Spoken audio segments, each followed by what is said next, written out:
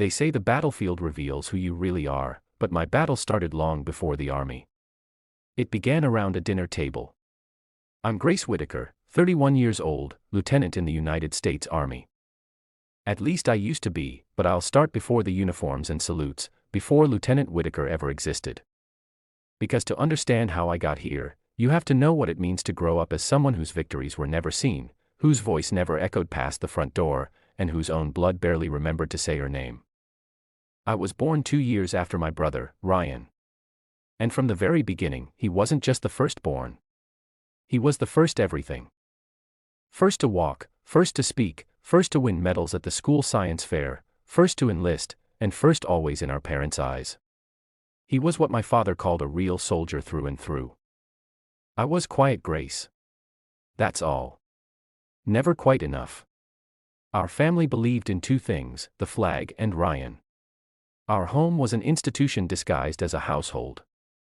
My father, a retired Navyman, ran it like a base.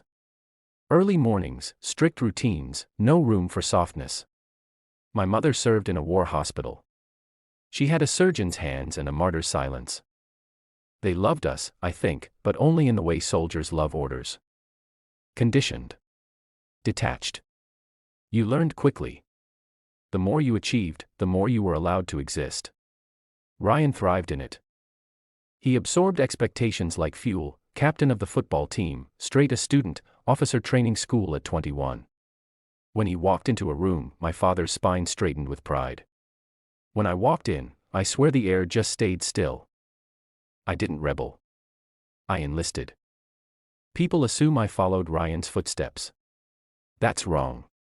I joined because I needed a place where my name had weight, where what I did mattered, not how loudly I spoke. I found my place in recon. I was good at reading terrain, anticipating threats, making hard calls in quiet tones. I didn't lead with charisma, but precision, and it worked. I earned respect. Promotions came slower than Ryan's, but they came. My CEOs knew I had their backs. I didn't need a spotlight to make impact. Back home, it was a different story. Whenever I called, Mom would ask, "Have you talked to Ryan? He was just promoted again." Dad would mention how your brother's commanding real men now. Even on the rare holidays when I was home, the house had become a shrine to him. Plaques, photos, framed commendations. I searched for even one picture of me in uniform. Nothing. I didn't say anything. I never did. I just watched. I counted all the ways I wasn't seen. I smiled through their blindness, but I never stopped noticing. It was 2 years ago when we were both assigned to the same region, different units, same territory. I was with a recon team operating along high-risk terrain. Ryan had recently been given a tactical oversight role. Word was he was being fast-tracked for major. I remember the briefing where our paths crossed again. He walked in with that signature smirk, radiating command before he even opened his mouth. "Lieutenant Whitaker," he said as if it was a joke only he got. "Captain," I nodded back, professional. He pulled me into a half-hug afterward, slapped my back a little too hard. "Still doing the sneaky stuff in the bushes," he teased. "One of these days, you'll lead a real mission." I laughed it off because what else could I do? That was Ryan, charming, unshakable, always performing, but I sensed something deeper, restlessness. He wanted more than medals. He wanted to be remembered even if it meant rushing what wasn't ready. I didn't know it then, but that assignment would be the beginning of my undoing.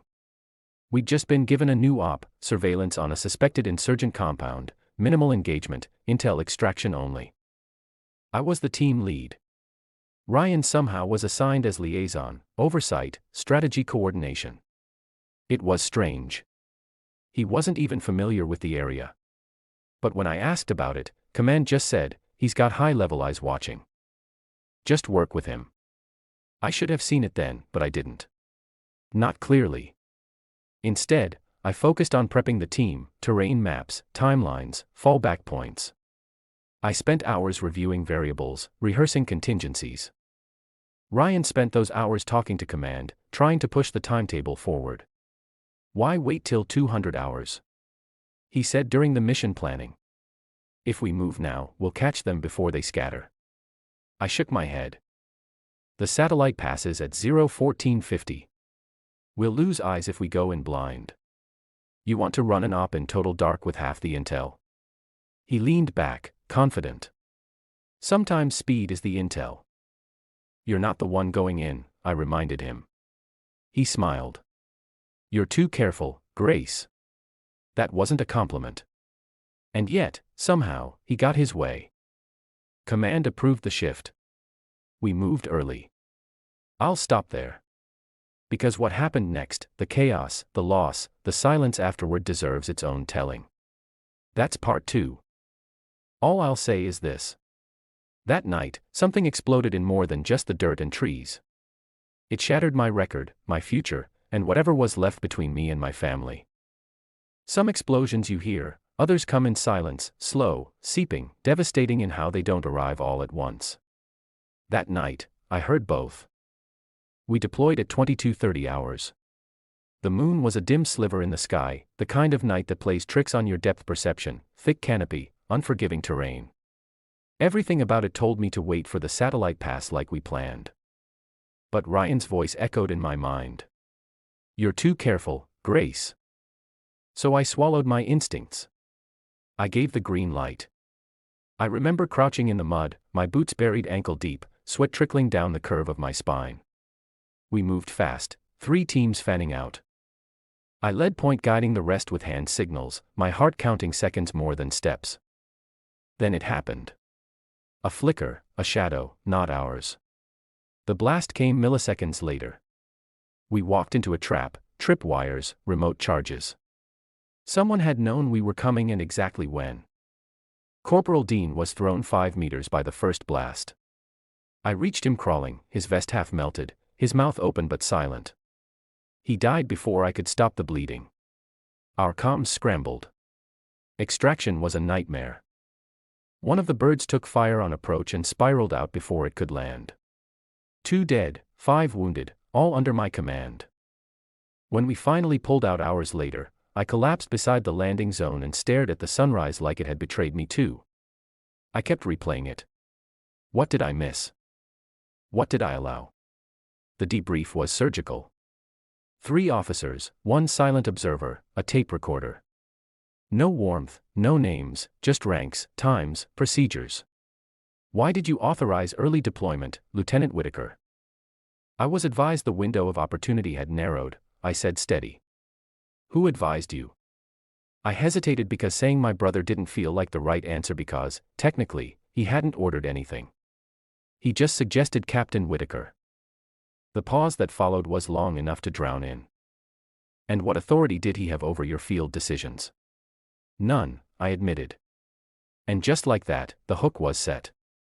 Ryan never showed up to the inquiry. He sent a statement, 2 paragraphs, something about joint operational pressures and in-the-moment discretion. No mention of the conversation we had. No acknowledgement of the influence he'd had on the planned shift, and certainly no responsibility. I was handed a disciplinary report the following week. Failure to adhere to operational protocol resulting in avoidable casualties, recommendation, suspension, and further review. I read the sentence 5 times. My rank was intact for now, but my credibility was gone and worse. Command had decided not to pursue a deeper inquiry into the planning process, which meant Ryan, untouched. I went home for a few days after that. A mistake. I don't know what I expected. Maybe a little empathy. Maybe for someone to say, this wasn't all your fault. Instead, I walked into the living room and saw my father in his recliner polishing the corners of Ryan's latest promotion photo. He looked up at me once, didn't smile. You made a bad call, he said simply.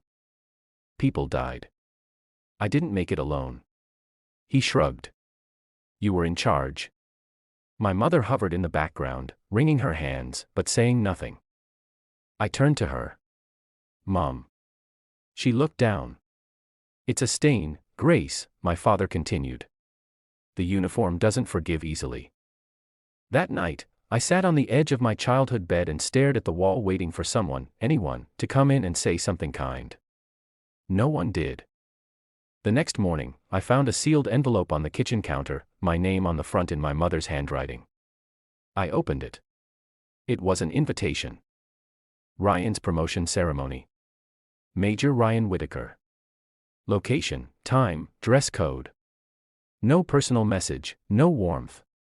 Just facts. I wanted to burn it, but I didn't. I don't know why. Even then, some part of me still longed to be seen, to be invited in, not just acknowledged out of obligation. So I went. I arrived early. My uniform pressed, medals polished. I even tied my hair up the way Dad always insisted looked sharp. I stood at the entrance of the hall, heart pounding, trying not to feel 12 years old again. The officer at the gate glanced at his list. Name: Lieutenant Grace Whitaker.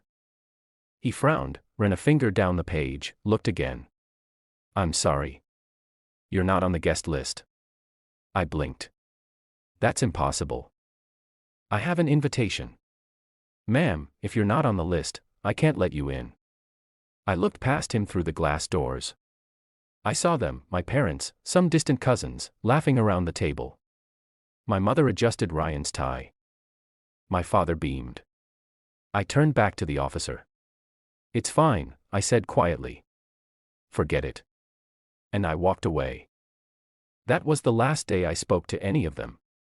No calls. No emails. I blocked every number that shared my blood. I didn't cry. I didn't scream. I just disappeared. But the thing about disappearing is sometimes it gives you space to rebuild because the truth never stays buried forever, and neither do soldiers like me. There's a strange kind of silence that comes after disgrace. It doesn't shout. It whispers. The world doesn't slam doors in your face. It just forgets to hold them open.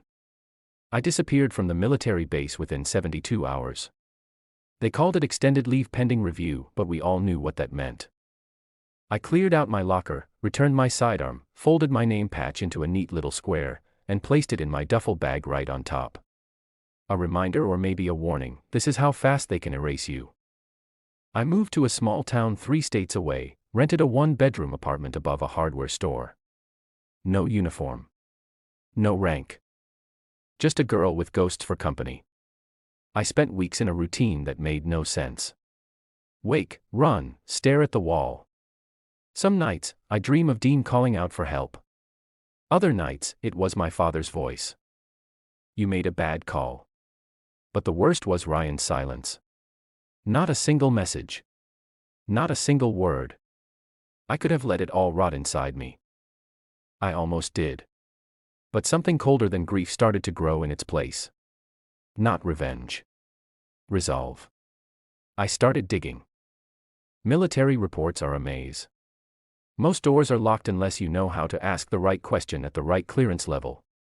But I had contacts, quiet ones, people who still remembered what kind of soldier I'd been. It started with a single classified attachment, satellite surveillance timestamps from the night of the mission. The file showed it clearly. Our window hadn't closed. In fact, Command never issued any order to shift our timeline. The authorization Ryan had spoken of, non-existent. I kept looking. I found internal messages, time-stamped chats. One from Ryan to a logistics officer that read, "We can't wait for a recon pass. Trust me. I'll take the heat if it goes south," but he didn't. He let me burn. I took everything I had and compiled a case quietly, carefully. I didn't go to the press. I wasn't interested in scandal. I sent it straight to the Office of Military Ethics. No cover letter. Just a data file, a brief report, and 1 sentence. Truth matters even when no one's watching. 3 months later, I got a call. The voice on the other end belonged to Colonel Rhodes, an old commander of mine. "We owe you more than an apology, Whitaker." I didn't say anything. I didn't trust words anymore.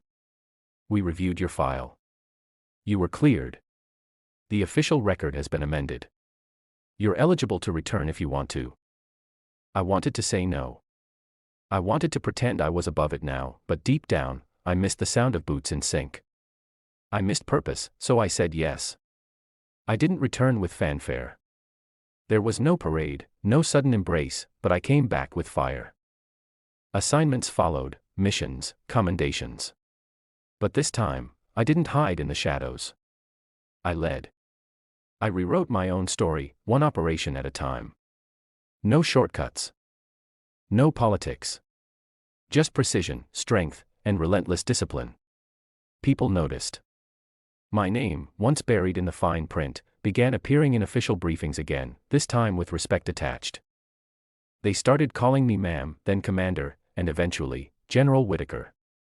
Years passed. Not many. Just enough. One morning, I received an encrypted message marked high priority. It was an official invite to an anniversary celebration for the 12th Infantry Division, the same division that had buried me years ago. The message read, "All high-ranking personnel requested to attend. Distinguished commendations will be awarded. Formal ceremony." There was a list of those expected to be in attendance. My eyes froze on two names, Colonel Arthur Whitaker, Major Ryan Whitaker, my father, my brother. The irony bit deep. I wasn't just invited now. I was being honored. I sat in my quarters that night staring at the glowing screen. I thought about the girl who walked away from a promotion ceremony she wasn't allowed into. I thought about the woman they tried to erase, and I smiled, not because I wanted revenge, not even because I'd finally won. I smiled because I was going to walk into that room as someone they could no longer ignore. I used to dream of this moment, not the applause, not the medal, but the silence that follows, the kind where nobody interrupts because they finally see you. I arrived before sunset. My uniform was regulation perfect, pressed to crease, each ribbon aligned.